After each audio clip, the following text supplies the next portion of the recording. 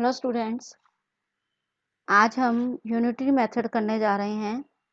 सबसे पहले पता होना चाहिए आपको यूनिटरी मेथड होता क्या है। What is unitary method? Unitary method in which first we find the value of one unit and then we find the value of the required number of units. It means unitary method वो method है जिसमें पहले हम एक चीज का, एक article का पहले कॉस्ट निकालते हैं, फिर हमें जो जितनी कॉस्ट दी गई होती है पूछा जाता है, हम उतने आर्टिकल्स का कॉस्ट निकालते हैं। बहुत आसान मेथड होता है और ये हमारा जो यूनिटरी मेथड है ये हमारी डेली लाइफ में बहुत ज़्यादा यूज़ होता है। जैसे हम किसी शॉप में जाते हैं, कुछ सामान खरीदते हैं, तो ये हमारी जनरल लाइफ का बहुत ही बड़ा और इम्पॉर्टेंट हिस्सा है। कुछ एग्जाम्पल लेकर मैं आपको ये मेथड सिखाने की कोशिश करूँगी। सबसे पहले आप देखिएगा, Pratap earns rupees 2700 in 9 days. How much will be earned in 30 days? अब मैं आपको इक्वेशन बनाने से पहले एक चीज बता देती हूँ कि देखो इसमें क्वेश्चन में क्या दिया गया है। Pratap earns rupees 2700 in 9 days, ये फर्स्ट इक्वेशन है। इसी के बेस पर दूसरी है, how much will he earn in 30 days. बहुत आसान एक मेथड होता है। देखिएगा, फुल स्टॉप से पहले वाले में अगर आप देखोगे रुपीज है और 9 डेज है, और फुल स्टॉप के बाद वाले में डेज है लेकिन रुपीज नहीं है, तो हमें रुपीज फाइंड आउट करने हैं। और जो चीज हमें फाइंड आउट करना होता है वो इक्वल के राइट साइड में रखते हैं। तो अब कितनी अच्छी इक्वेशन बन रही है। हम लिखेंगे प्रताप अर्न्स इन 9 डेज, हमें रुपीज निकालने हैं इसलिए हमने इक्वल के साइड में रखा, इज इक्वल टू रुपीज 900। अब आपको एक चीज और बता दूं, अगर प्रताप 9 दिन में 2700 रुपीज अर्न करता है तो 1 डे में तो वो कम ही करेगा, और कम के लिए हमेशा डिवाइड करते हैं। तो यानी जब हम 1 डे की वैल्यू निकालेंगे तो आ जाएगा, Pratap earns in 1 day is equal to, कम के लिए हमेशा डिवाइड करते हैं, रुपीज 2700 अपॉन 9। इसके बाद आपको रिक्वायर्ड क्या है देखिएगा, 30 डेज। यानी अब हम लिखेंगे प्रताप अर्न्स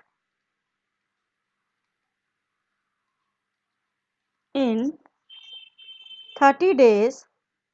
देखिएगा, पहले 9 डेज का था, फिर हमने 1 का निकाला, डिवाइड किया, अब 30 डेज आ रहा है यानी ज़्यादा आ रहा है तो हम करेंगे मल्टीप्लाई। अब आप कैंसिल कर दीजिए, 9 के टेबल पे 27 होता है 3 पर। अब आप 300 को 30 से मल्टीप्लाई कीजिए तो आपका कितना आ जाएगा, 9000 रुपीज। यानी वो 30 डेज में कितने रुपीस कमा लेगा, 9000। बहुत आसान होता है, जो चीज निकालने हैं वो इक्वल के राइट साइड में रखिए। देख लीजिए,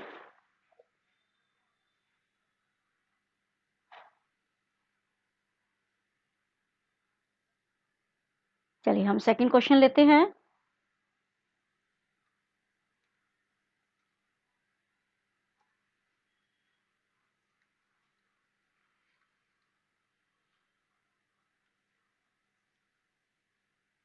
The cost of 8 chairs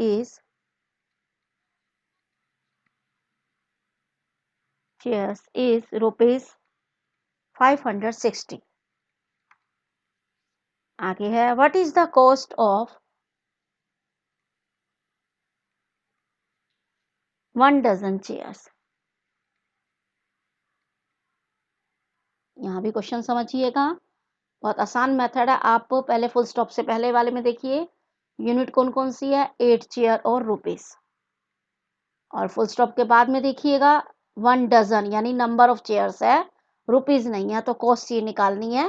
तो क्या इक्वेशन बनेगी, क्वेश्चन बुक में, उसमें क्वेश्चन में ही होती है। तो हम लिखेंगे cost of 8 chair, cost of 8 chairs कितना है? ₹560। सेम मेथड, पहले कॉस्ट ऑफ 1 का निकालिएगा। कॉस्ट ऑफ 1 चेयर, 1 का जब निकालते हैं यानी कम का निकालते हैं तो डिवाइड होता है, तो ये आ जाएगा ₹560 अपॉन 8। रिक्वायर्ड चेयर्स कितनी है? 1 डजन। 1 dozen means 12 chair. तो cost of 12 chairs is equal to 560 upon 8 multiply 12। अब 8 7 सा 56 होता है, काट दीजिएगा। 70 को अगर हम 12 से करते हैं तो ये हो जाता है 840। तो आपके पास 12 चेयर की जो कॉस्ट है वो कितनी हो जाएगी? 840।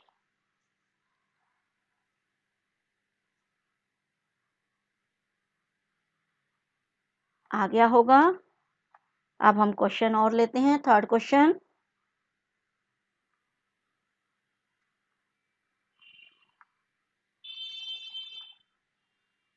An aeroplane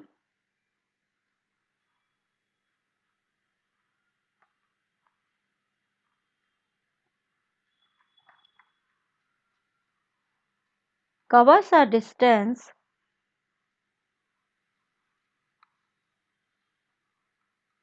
of 3600 kilometer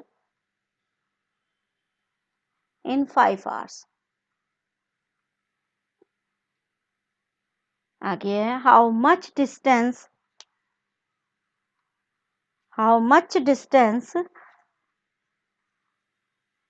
will it cover in 8 hours?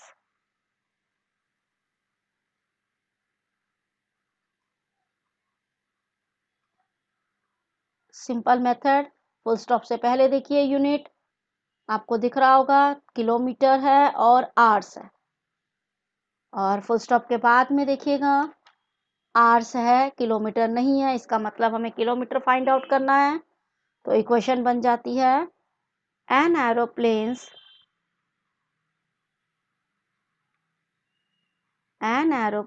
Covers a distance in 5 hours is equal to 3600 kilometre. अब आपको 1 आवर का निकालना है, 1 आवर में कम ही डिस्टेंस कवर करेगा, तो हम लिखेंगे an aeroplane covers a distance in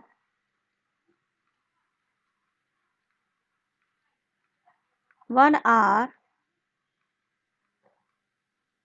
3600 upon 5। अब रिक्वायर्ड आवर्स कितने हैं? 8 आवर्स। अब हम निकाल देंगे an aeroplane covers a distance in 8 hours.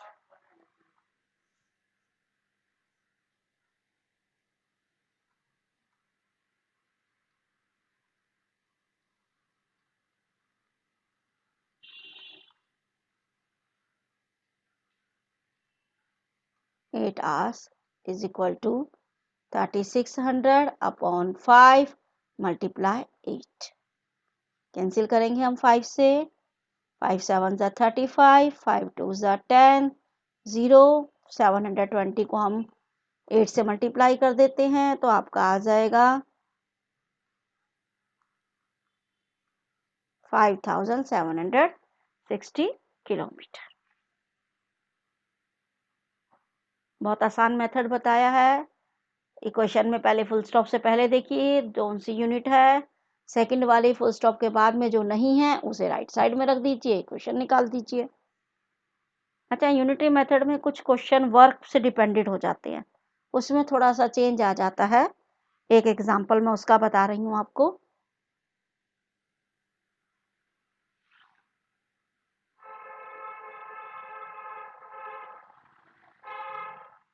"20 boys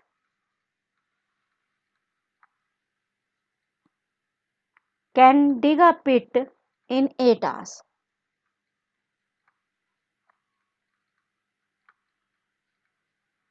How long will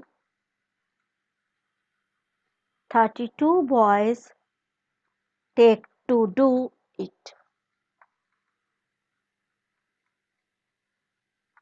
देखिएगा वर्क वाले क्वेश्चन में कैसे होता है। यहाँ पर जो क्वेश्चन दिया गया है 20 बॉयज एक गड्ढा खोदने में 8 घंटे लगाते हैं। अगर 32 बॉयज आ जाएं तो उन्हें कितना टाइम लगेगा। क्वेश्चन को समझने की कोशिश कीजिए। अगर 20 लड़के एक गड्ढे को 8 घंटे में खोद सकते हैं, अगर हम उसी काम को करने के लिए 32 लड़के बुला लें तो काम हमारा कम घंटों में हो जाएगा।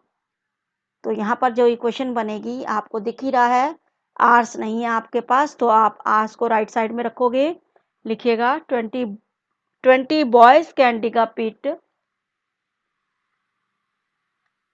इक्वेशन आपको क्वेश्चन में ही मिल जाती है। 20 बॉयज कैन डिग अ पिट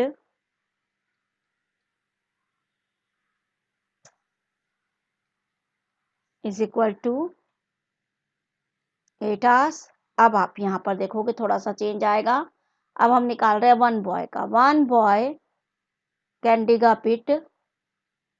अगर मैं आपसे पूछूं जब 20 लड़के एक गड्ढे को 8 घंटे में खोद सकते हैं तो एक लड़का ज़्यादा टाइम लगाएगा या कम। अभी तक जो आप क्वेश्चन कर रहे थे वो 1 का निकाल रहे थे, डिवाइड कर रहे थे, लेकिन यहाँ पर वर्क से रिलेटेड है। कोई भी अगर 20 लड़के मिलकर काम करते हैं तो 8 घंटे लगते हैं। अगर उसी काम को अकेला एक लड़का करेगा तो टाइम ज़्यादा लगेगा, और ज़्यादा के लिए हमेशा क्या करते हैं, मल्टीप्लाई। ठीक है, ये वर्क वाले क्वेश्चन में चेंज समझना होता है। अब रिक्वायर्ड बॉयज जो है वो 32 हैं, तो हम लिखेंगे 32 बॉयज कैन डिग अ पिट। देखिएगा अब 32 बॉयज हैं तो कम टाइम लगेगा, अपॉन में आ जाएगा 32।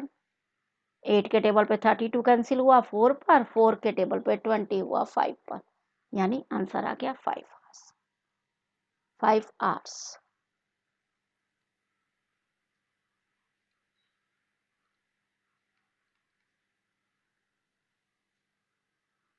बहुत आसान है यूनिटरी मेथड। अगली वीडियो में मैं अब जो है टेस्ट सीरीज शुरू करने जा रही हूँ। कुछ दिनों में हमारी एक टेस्ट सीरीज शुरू होगी।